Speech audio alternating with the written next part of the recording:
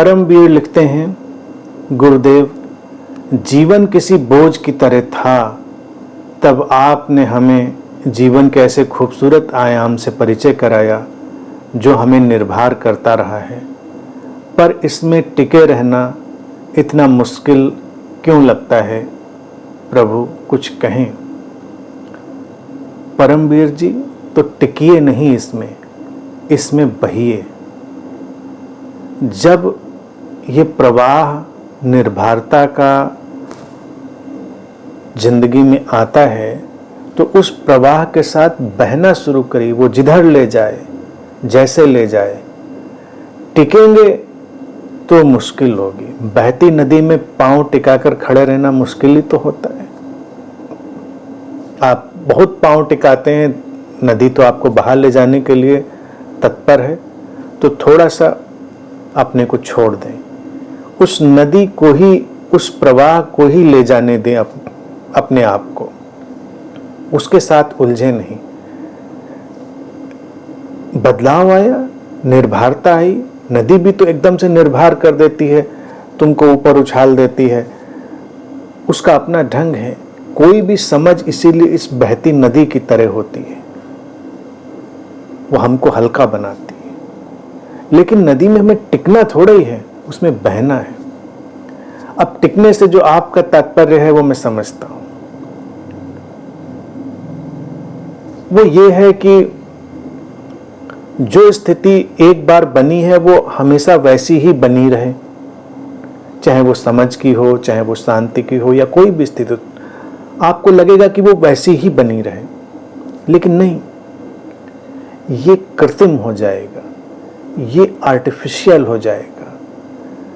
समझ की, शांति की, निर्भरता की जितनी भी स्थितियां होती हैं वो निरंतर अनेक अनेक रंगों में, अनेक अनेक ढंगों में बदलती रहती हैं।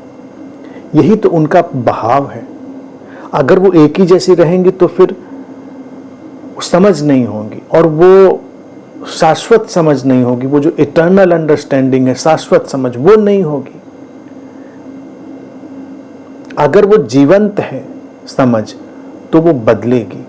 जब वो बदले तो बदल जाओ। उसमें किसी भी तरह चिंतित होने की बात नहीं। कई ऐसी चीजें होती हैं जो लोगों को सामने रखी नहीं जाती, या सामने रखी होती हैं तो वो समझ के देख नहीं पाते उन चीजों को।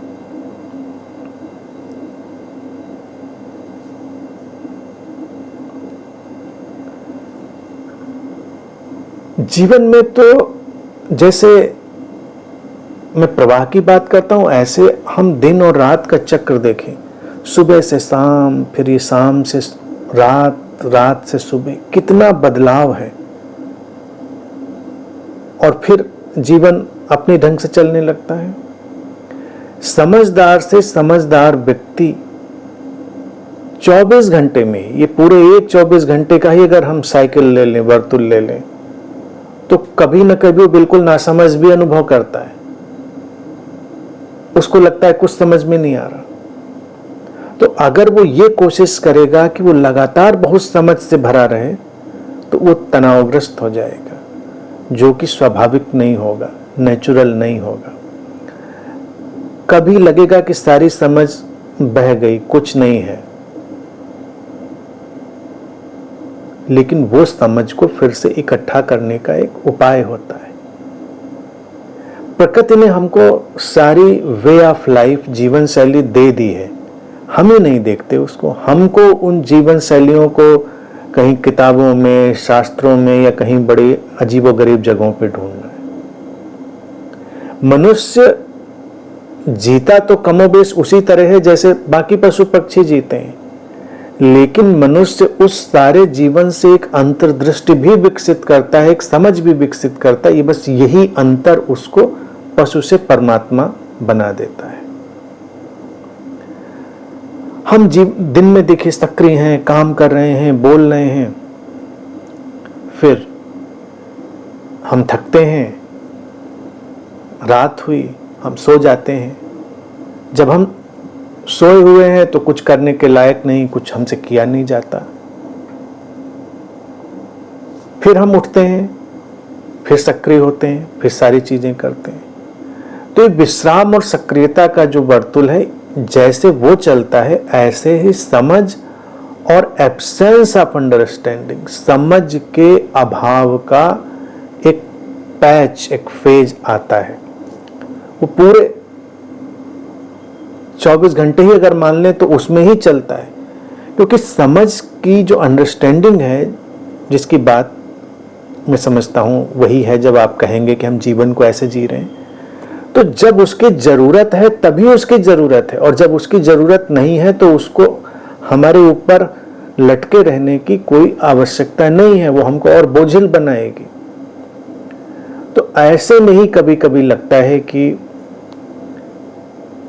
मुश्किल है टिके रहना, लेकिन अगर शांत रहेंगे तो वो वक्त भी गुजरेगा और फिर अचानक नए ढंग से, नई ताजगी, नई ऊर्जा, नई स्फूर्ति के साथ समझ हमारे ऊपर आएगी और हम और अच्छे से चीजों को जी पाएंगे।